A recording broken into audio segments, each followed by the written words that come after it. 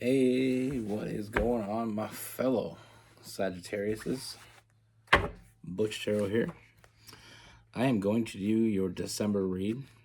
I want to start by saying happy birthday to all my Sagittariuses. If you want to comment down below, let me know when your birthday is. Or you can guess what mine is. I'll give you a hint. It's not in November. A lot of you probably already know when my birthday is. I like to do this every year. It's a fun little game, but let me know in the comments what's your birthday. But anyway, I'm going to be doing your December read from now to the end of December. It is a general read, so it may not resonate with everyone. It is for your sun, moon, rising, and your Venus. For all you cross watchers, roles can be in reversed. Can be reversed, not in reverse. Always feel free to comment down below. With all that being said, let's get it. Universe, what message do we have for Sagittarius for December 2024?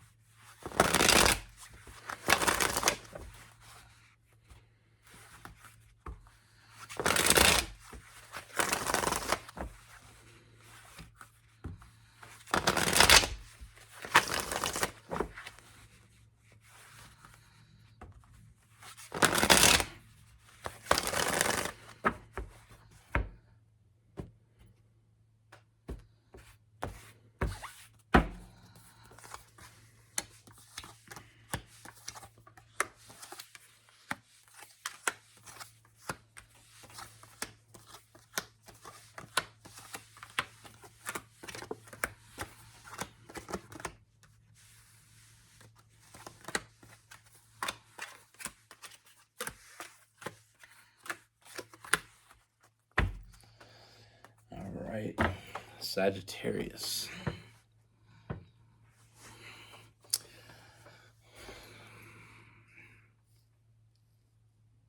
So the first thing that I see Sagittarius, I feel like this is someone, I mean, it starts off as someone you already know. For some of you, this is someone you're involved in a connection with, in a romantic connection with. For others, this is someone that you were, but I feel like they're still around.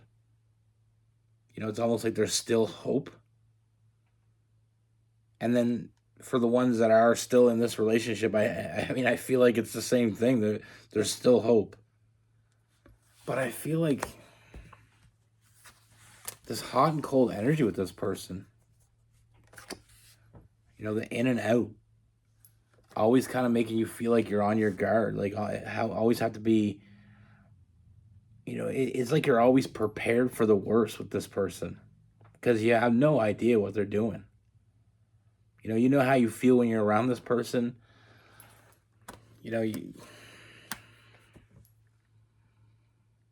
It's when you're not around this person that's when all these doubts creep in.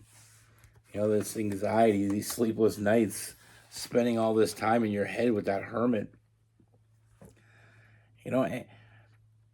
In a nutshell, what I feel here is like you're with someone or you have this connection with someone that you have no idea how they even feel about you. You have no idea what their future plans are with you. You have no idea if they see this going past tomorrow or if they see it going forever. And that shit is utterly annoying. I feel like with this person, this isn't going to help. I feel like there's like this chaotic energy with this person, like sometimes, and it's like I said, it's the hot and cold energy. There's moments where this person pisses you off to the point where you're like, I'm done. I'm out. I'm done with this. I don't know what we're doing. I'm sick of this little charade that we're playing, but I'm done. But I feel like this is more of a For some of you, this is actually something you said to the person. For others, it's something that you said to yourself. But then another day comes along. You know, there's such an internal struggle with this connection because I feel like you feel connected to this person like you've never been connected to anyone else before. You feel this deep, deep connection to them. But it's almost kind of like the good and the bad here. It's the good and the bad. What I mean by that, it feels like this is a connection that you've never felt like this with anybody. You know, there's moments when you feel like there couldn't possibly be anybody else. And then there's moments when you wish it could be anybody else. And I feel like that's the way they make you feel. You're like always on guard, always on defense here. You know, you always feel like there's these overwhelming moments. And I feel like a lot of this is when you're not around them. You know, when there's no communication, or maybe they even cut you off and just ignore you, and it pisses you off, but it makes you feel like you're on the defense. But what really, when you're with this person, I feel like you have this intense connection. I mean, I feel like everything seems clear when you're with this person. You know what you want. You know, you feel like this is exactly what you've been waiting for. And it feels like it's moving forward. But then when you're not around each other, it's like 2 steps back. 1 step forward, 2 steps back. You know, you just want some stability with this person. You want to know where this is going. You want to know what you're investing in. It's like buying a house, but you have to wear a blindfold. You know what I mean?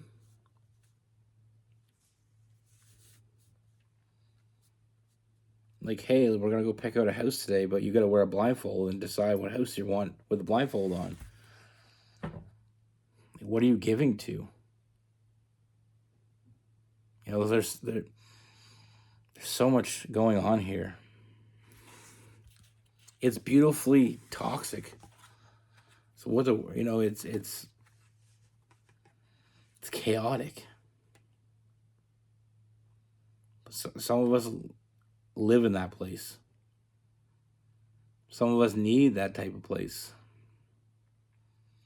Now I'm under the mindset in my own world, and it could be wrong. You can comment down below what you think, you know, but the way I think, I feel like some people,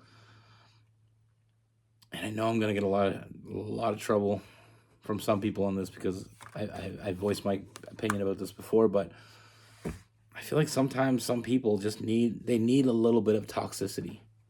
A little bit. I'm not talking about a completely toxic relationship. I'm talking about some people need a little bit of toxicity. And that right person will give that to you. And you can give it to them and they'll want it. You know what I mean? In a cookie cutter world, and classic love, and everything's perfect and stuff, yeah, we don't, you know, obviously that probably wouldn't be a thing, but in the world we live in, I think some people enjoy it.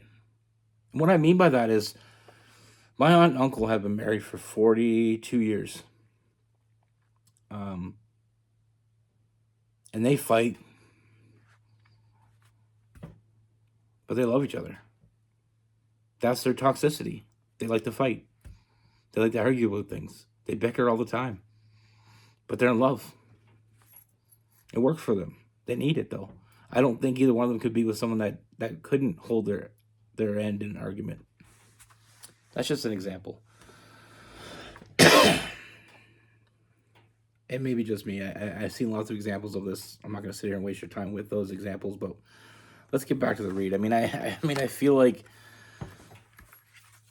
you chase them, they chase you. It's a back and forth. I mean, there's moments when you feel like this person truly loves you as much as you love them. And then there's moments when it feels like you don't even know them. You know, but I feel like we got to be honest with each other here, and I feel like the honesty is what's gonna move this forward to the place it was meant to go. You know, I feel like this person, they want you. You know, I feel like they have a hard time admitting it. I feel like it's part of a pride swallowing, endeavor is to actually they admit that they need someone else. Um, but I feel like that's the truth. That's the honesty. You know, I mean, I feel like there's a spot in your heart, in their heart, that's just for you. You know, I feel like, I mean, emotionally, they're not walking away from this. Together, you're stronger. This person they consider you their person. I just feel like they have a hard time telling you that. You know, and I feel like they want to move forward. I feel like this may be, and I'm going to be real generous here, this may be the first real relationship this person was ever in. They're still trying to figure it out. You know, I feel like there's still a little bit of immaturity in this person, but at the end of the day, I feel like they do love you. And I feel like it is real. But I do feel like there's a point where this person just realizes that they got to do something different. And they will. I like with that Queen of Swords, I feel like this person's going to be honest with you. And I feel like with that honesty comes some big changes, some big, much needed changes, and finding some new stability in this connection. Because I feel like the way it's been going doesn't have longevity. You know, I feel like there's a point where you're just like fed up. You're like, what am I wasting my time with here? You know, and even if it is real for them, at some point it gets to the point where you're just like past it, you're over it. And that's one thing you don't want for all the cross watchers that this resonates with. You don't want your person to get to the point where how much they love you doesn't matter anymore. You know, because once you get to that point, there's no return. You know, once you piss this person off to the point where they're just like, you know what, I'm tired of waiting. I'm tired of questioning it. I'm tired. I'm just effing tired. You know, like I said, there's a point of this person where they're just a little bit, emotionally immature. I feel like they never really had a real relationship. They never really had a real big person adult relationship where you show up for each other. You know, you put in the work. You know, the level of toxicity that is required, that is allowed here, I feel like we've gone past it. And I feel like it's almost like during a heat wave. Yeah, nice hot heat wave, a nice day where it's super hot. It sucks, but we'll get over it. But if we start reaching into like we're spending weeks in this heat wave, months, it's just like, you know what? I'm just done with it. Like, it's too much. And we look at that the same as like I said, I mean, a little bit of a toxicity in some relationships can work. But if that's all we're at, or the level is too high for too long, I mean, it's not going to work. But I feel like you have a real connection. I mean, I feel like there is a deep connection here. You know, I feel like you have a real chance at a real future. And I feel like they know it as much as you know it. And I feel like the communication, we need to start talking more. You know, this person needs to start being there more and being honest. If not anything else, being honest. Letting you know where you're at. You know, having some really honest conversations where they just tell you how they feel and let you know, give you some clarity on where this is going. You know, not everybody is an expert in love. We all get there in stages. You know, you don't start off first day of school with a graduation, with a grade 12 education. We got to get there. But we got to be willing to put in the work to get there. You're not going you're not going to advance through the grades in school if you're not putting in the work. But with this person, a lot of fire. We got Aries, Leo, Sagittarius. We got Aquarius. We got Gemini. We got some Pisces. We also had some Virgo, Scorpio, Capricorn.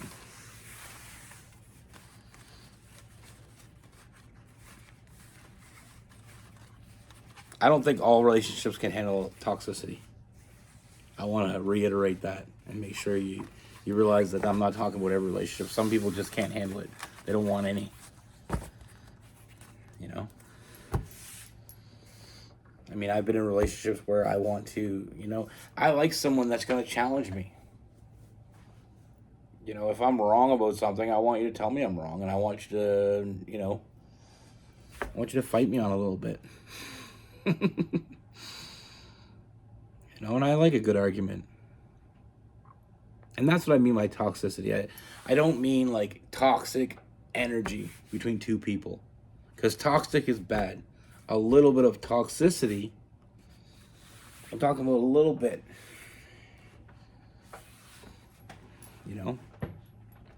It's like sugar. I don't think everybody should live off sugar, but a little bit of sugar is okay. A little bit of sugar makes it sweet. And like I said, with my aunt and uncle, they fight. They really do. And there's sometimes I wonder how they lasted as long as they did, but then there's moments when I see them and I'm just like, okay, well, that makes sense. They're not... They have their moments, and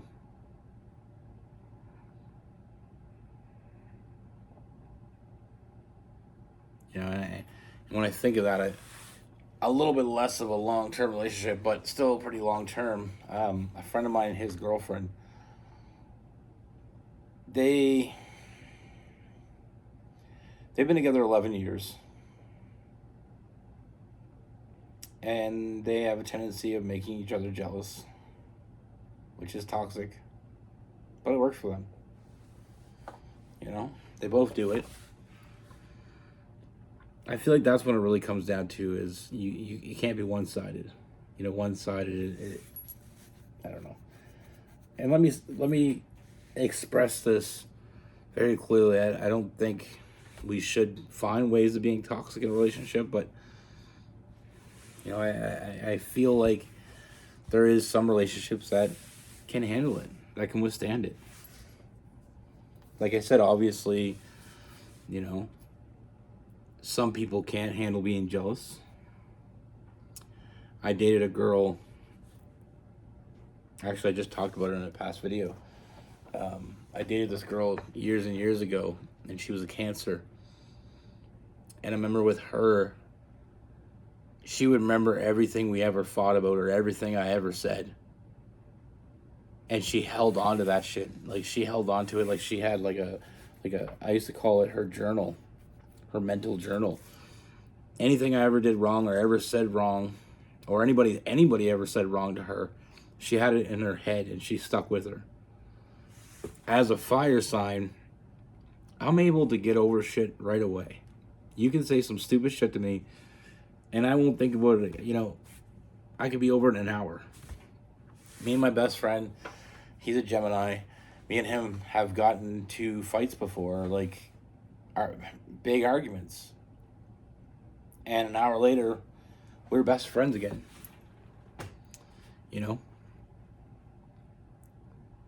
But she was a Cancer, and I remember anytime we ever got in a fight, she would bring up things from months ago. She would hold on to that shit. She'd put that shit on layaway. But anyway, what works for some people, like I said, my aunt and uncle have been married 42 years. Works for them. So what am I to say?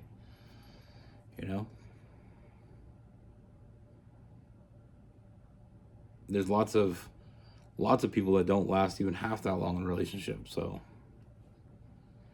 I feel like it's a matter of what works for you and them. As long as it works for each other. You know, like I said, with me, I need someone that challenges me. I need someone that's going to call me out of my shit. You know, if I'm wrong, I want you to tell me I'm wrong. I don't want someone that's just going to... I'm not a big fan of yes people. I don't have a lot of space in my circle of friends for yes people. Now, I don't mind people that agree when they necessarily don't, but it's the people that go out of their way to agree with everything. You know, the yes people. People that, you know, I could go put on a pink, purple, and